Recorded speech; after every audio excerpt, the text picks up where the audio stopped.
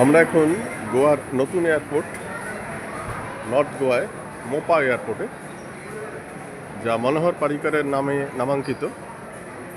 এই নতুন এয়ারপোর্ট, পুরনো এয়ারপোর্ট ডাবলিম। কলকাতা থেকে আমরা ডাবলিম এসেছিলাম, ফেরার সময় আমরা এই মোপা থেকে যাচ্ছি কলকাতার উদ্দেশ্যে। আমাদের 4 দিন গোয়া সফর শেষ করে 15, 16, 17, 18 আজ আমাদের সবার গৃহে প্রত্যাবর্তন। খুব সুন্দর চললো এই গোয়ার 4 দিন, 3 রাত্রি 4 দিনের আমাদের ট্রিপ।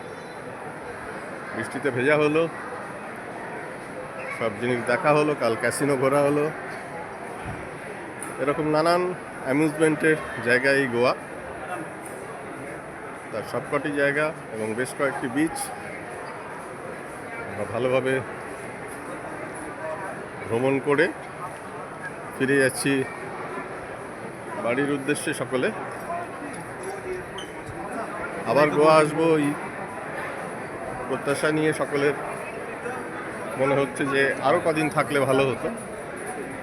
তা গোয়া এমনই, যদি আপনি এই 4 দিনের জায়গায় 1 সপ্তাহ ট্রিপ করেন, তারপরেও মনে হবে আরও 2 দিন থাকলে ভালো হতো। এখানে বিভিন্ন ঘোরার জায়গা এবং বিনোদনের এত উপাদান আছে যে 7 দিনেও আপনাকে বোর করবে না। তাই গোয়া ভ্রমণ শেষে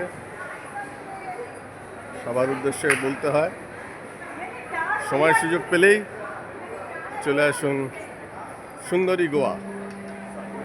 Goa is only one entertainment spot of India, and it is remarkable and non-forgettable also.